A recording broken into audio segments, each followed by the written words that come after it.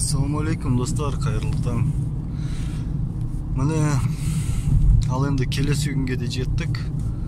Енді мына кешегі оқиға жайында мына адамдар ол коронавирус емес екен. Ол жерде біреусі эпилепсик, біреусі алқаш, ал біреусі бас айланған. В общем, сол себептерден құлаған екен. Енді не, бүгін қазір банкке бара жатырмын мен. Мен неге жаңағы олар құлағаннан соншама қорыққанымды осы видеомда түсіндіремін. Ал әзірше банкке кеттік. Қаладан движение бар, бірақ көп емес. Сонан кейін достар, міне қараңыздаршы, міне анау тауларды көріп тұрсыздар ма? Таудың несі, силуэті көрініп тұр. Осыға дейін тау мүлде көрінбейтін, әрқашанда көрінбей тұратын. Енді қараңыз, кішкене көрініп қалды. Адам азайды, көлік қозғалысы азайды. Сондықтан мына ауада кішкене тазарып келе жатыр. Ауамыз, экологиямыз тазарып келе жатыр. Мына мысалы нені білесіздер ма? Венеция, Италияда. Венеция ол суда тұрған қала. Оның барлық жері су асты. Сөйткен суы әрқашанда лас болатын. Ал енді елдер таңғалып жаңағы интернетке көп түсіріп жатыр. Оларда көлік қозғалысы тоқтаған себебі соншалықты, жаңағы сулар тазарып, жаңағы итальяндықтар сол суларды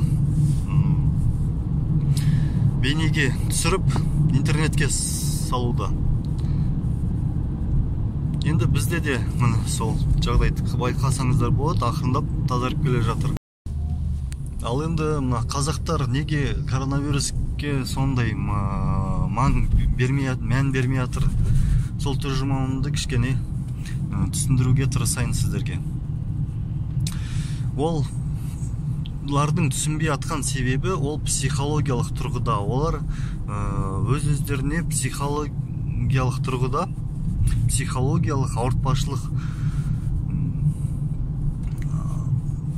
алып келіп тигізгісі келмейді өздеріне. Сондықтан бұл психологиялық қорғаныс реакциясы, кез келген адамда ондай психологиялық қорғаныс реакциясы болады. Мысалы ойлап қараңыздар, мына дүкендегі істейтін адамдар, олар ең бірінші осы ауруына жаңағы мүмкіндік көп бұл жерде. Енді қараңыздар, ол жаңағы амал жоқ.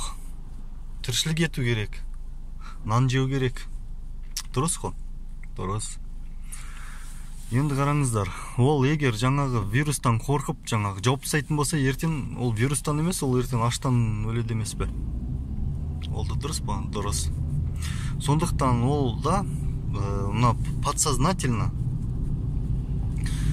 психологиялық қорғаныс реакциясы пайда болады жаңағы адамда. Ол егер жаңағы ауру бар екеніне мойындаса, ол психологиялық тұрғыда өз-өзіне ауыртпашылық жасайды да, сосын барып, ол адам содан ауырып қалуы мүмкін. Жаңағы иммунитеті түсіп, жаңағы содан ауырып қалуы мүмкін. Аурудың көбісі жаңағы психологиялық тұрғыда болып келеді.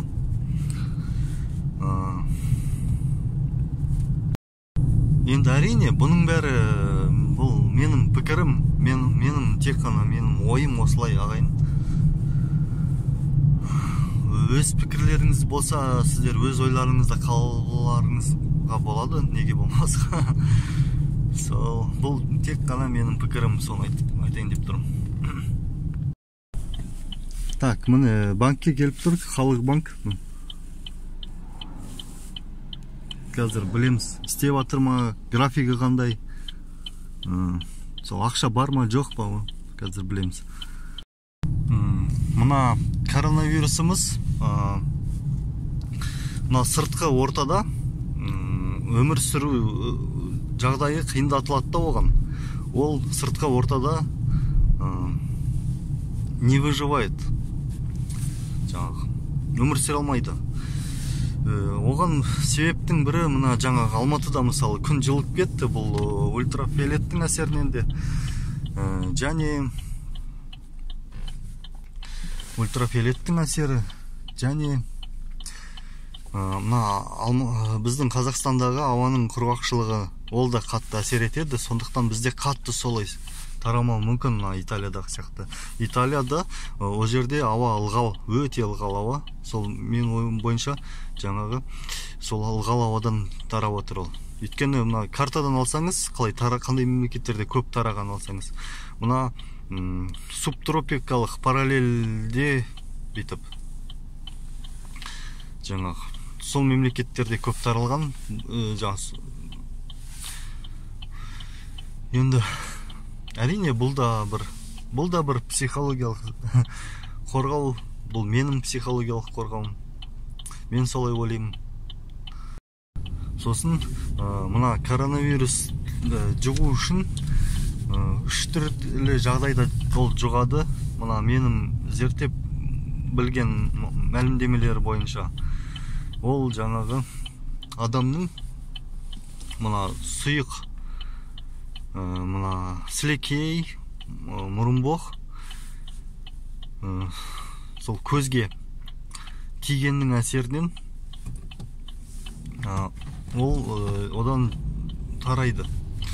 Енді ол жаққа тигеннің өзінде де мына көзден мысалы жас кетеді, жас кеткенде ол кішкене тұзды жас, ол жерде жас ауаны ағып жіберуі мүмкін.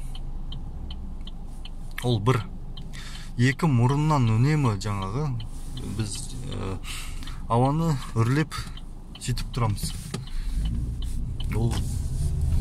Сосын жаңа мұрнымызды тазартып тұрамыз үнемі. Сондықтан ол вирусқа тиюі, мұрынға адамға бару жағдайы қиындатылады. Сондықтан мұрындарыңызды шайып жүріңіздер. Сосын ауызға тию мүмкін. Бірақ бұл жерде де біз аузымызды шайып жаңағы адамның сондай табиғи қорғанысы бар. Онда ол ішке түскеннің өзінде де ол көп жағдайда тарамауы мүмкін екен, ол вирус, инфекция. Соны айтайын деген. Сондықтан жаңағы өліп жатқан өлімдер саны бұл басқа ауруларға қарағанда аз. Бұл жерде қорқатынымыз, сосын бұл ауру жаңағы кішкентай балалар оңай көтереді екен, және одан да кішкентай балалар мүлдем ауырмайды екен. Бұны мен ауырып жатқандар жаңағы үлкен жастағы адамдарымыз құриды екен. Соны енді қараңыздар,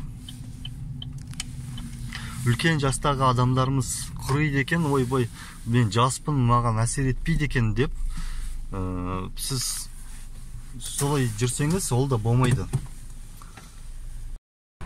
Өкінішке орай банкіміз жұмыс істемейді екен. Мына жерде физлица дейді ғой, жабық. Банкомат қана істеп тұр. Енді юридический лица деген сол жақтарына барамыз. Ол жаққа істейді ма, істемейді ма білеміз қазір, соны бар.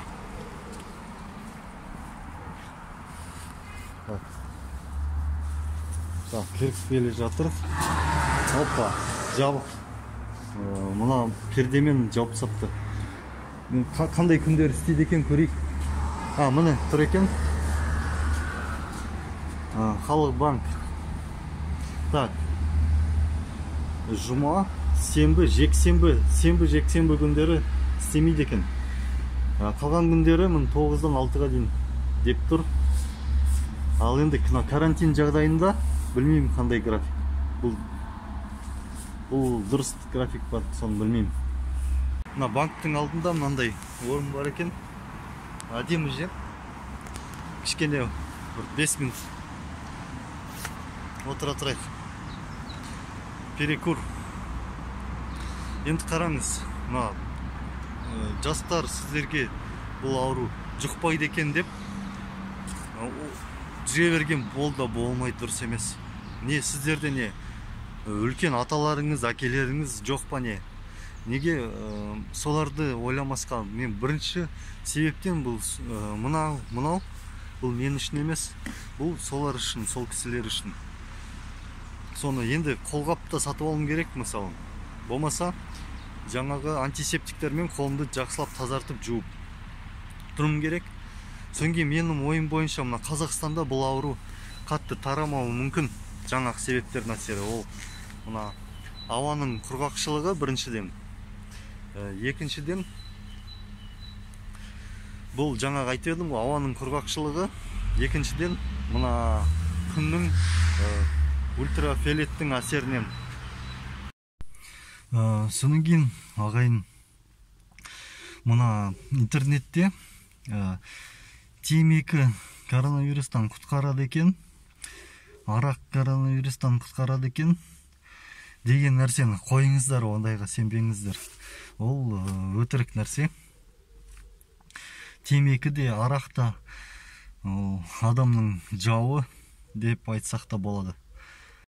Ал енді достар, қараңыздар, мына жерде барлық мусор, остановка, автобус, общественный жерлердің бәрін міне химзащита бұл химикаттармен обработка етіп барлық жерді, бүкіл жерді. Мемлекет енді өз тарапынан қолынан келген бәрін істеп жатыр, шамалар келгенше. Так, ал енді біз мына Еркінбек деген кісінің үйіне келіп тұрық. Бұл кісі жібек жолында КамАЗ жүк көлігіне саймандар сатады бұл кісі. Мына енді қазір жағдайды білесіздер ғой ағайын. Мына көп адамдар тамақ жеу керек, тіршілік ету керек. Сондықтан жаңағы үйлерінен қызмет береді. Міне егер КамАЗға саймандар керек болып жатса, міне Еркінбек деген аға. Мына жерде номері тұрады. Ақырындап келіп алса болады. Йома, мынандай ит көрдіңіздер ма? Арыстан ғой, ит емес. Гофра сінің кейін жаңағы турбинаның не саған? Мынаның прокладкасы. Мынау. Так, мынау қандай?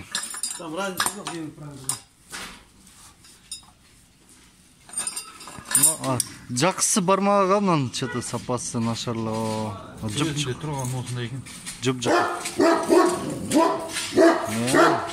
Арыстан. Сенің турбинаның несі шланг?